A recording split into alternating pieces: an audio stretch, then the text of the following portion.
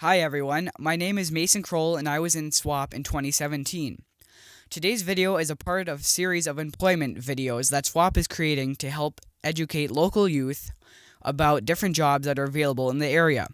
Today I will be talking with Dave Cook with the Northeast Minnesota Office of Job Training about preparing for a future career.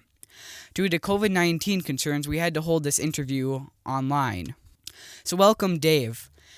Thanks for taking the time to meet with me today. Oh, of course, Mason. Just fine. It's exciting to talk about careers. It's exciting to talk to students about, where to take steps. So, Dave, can you begin by telling us a little bit about Northeast Minnesota Office of Job Training and what it does for Northern Minnesota? Oh my gosh, yes, I can, because I think we do an awful lot for northeastern and northern Minnesota. We have a variety of programs, Mason, including programs specifically targeting youth. We go into many of the high schools in northeastern Minnesota and talk about careers and transitions. One of the things that's close to my heart is the 218 trades, where we're introducing trades back into high schools, getting a chance to help people with access to apprenticeships and things like that. We do have career adventure. We do a lot of work with dislocated workers. So like if people are in a job where the company closes down, maybe or furloughs people, we have counselors specifically ready to work for those people as well. That answer your question? Yep. So, as you start thinking about preparing for a future career, what suggestions do you have to help them decide what career might be a good fit for them? So I've got a couple of thoughts on this. One is I would sit back and think to yourself, what's fun? And I know that when I say that, you might think, well, video games are fun. All right. So the question that I want to ask is why? So what's fun and why is it fun? So I like animals. Well, why do you like animals? Well, I want to make sure they're healthy, or I like to train them. See, we get past the just what's fun to the reason that it's fun, and that can start a career conversation. Things that you like to do. Also, take any and all assessments. So if your guidance counselor says, "Hey, we've got this career assessment, that career assessment," take them over again, because sometimes as you grow up, your interests are going to change. So take any assessments they can. And the one thing that I really want to make clear, I was talking to somebody just today about this. If you're interested in something and you're not sure if family or friends are going to be interested in it, trades are a great example. Do some research when you approach family or your school counselor. So you're not just saying, well, I want to do this. So you can come in and say, I want to do this because of 1, 2, 3, and 4. So as you grow older and you're looking towards your career, have kind of a plan. Think about the career that you're interested in. Some good advice there. So, what suggestions do you have about preparing for the education and training necessary to be qualified for a certain career? Okay, so there's a couple of paths here. So that's a pretty general question. So I'll touch on the ones that I can. So if you're interested in college, right? So you're thinking about a 2-year or 4-year school. The first thing you want to do is make sure that you need that 2 or 4-year degree. And if you do, look at your colleges and not just, okay, so I public address sports and do color commentary on games, do public address stuff at rinks. So I love sports, but don't make a decision on what school you're going to do by their homecoming parade, right?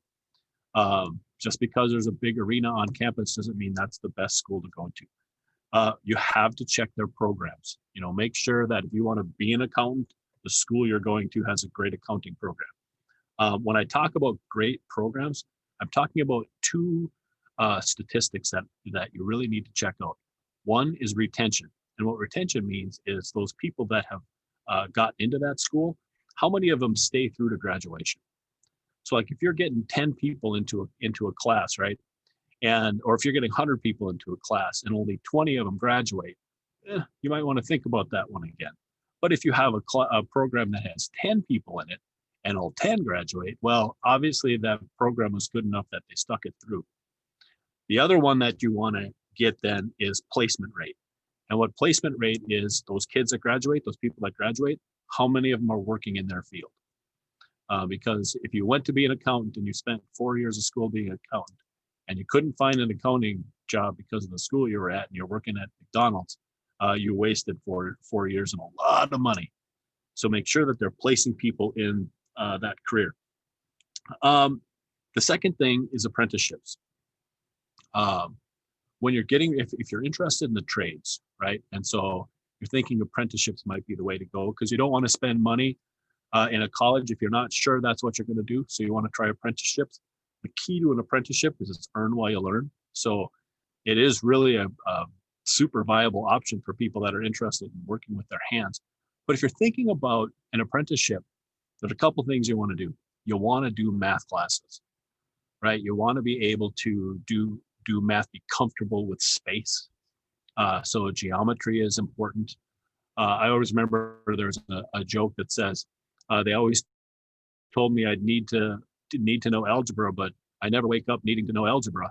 Well, if you're in the trades, you're going to need to know algebra. So just because it's a construction job doesn't mean that you don't have to do some of that basic schoolwork.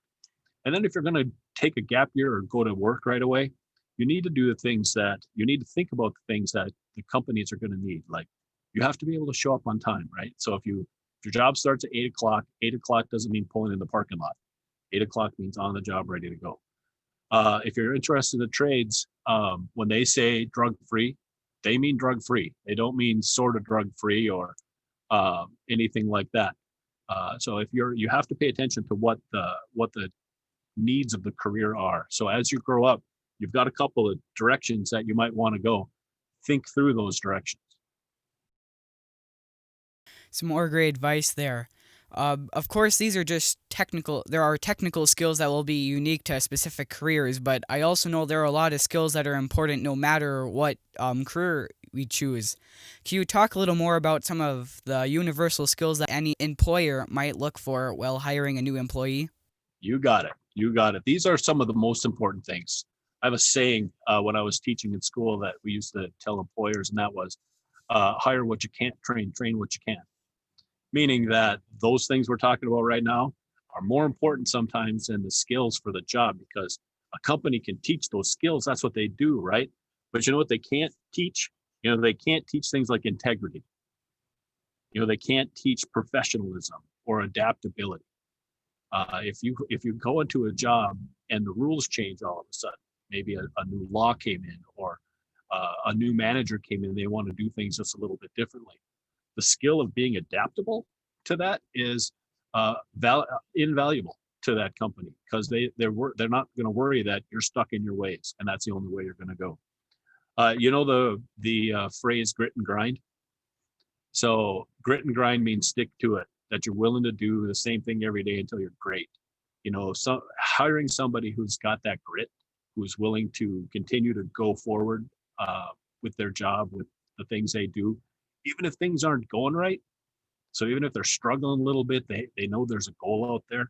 Having that kind of skill, in a more personal sense, always try to be like the person you'd like to be around, right? So you don't want to be a jerk, I would guess, most of the time. So if you're not interested in being around jerks, then don't be one. Right? So if you're going to work in a restaurant, you decided you want to be a waiter. Well, then be the waiter you would want waiting on you. If you're going to go into the trades and you're going into carpentry, do the work like you would want it done. If you're going to go be a doctor, treat people the way you'd want to be treated if you were the one sitting in the doctor's office. Does that make sense? Yep. And then self-advocate. You have got to be willing to stick up for yourself in the work site. I have a friend who is at a restaurant, was at a restaurant, and he had wanted a raise for quite a while. Didn't get it, got so frustrated he quit. Well, he never asked for it either. He just kind of anticipated people would see that he was doing a good job and whatever, and it never happened.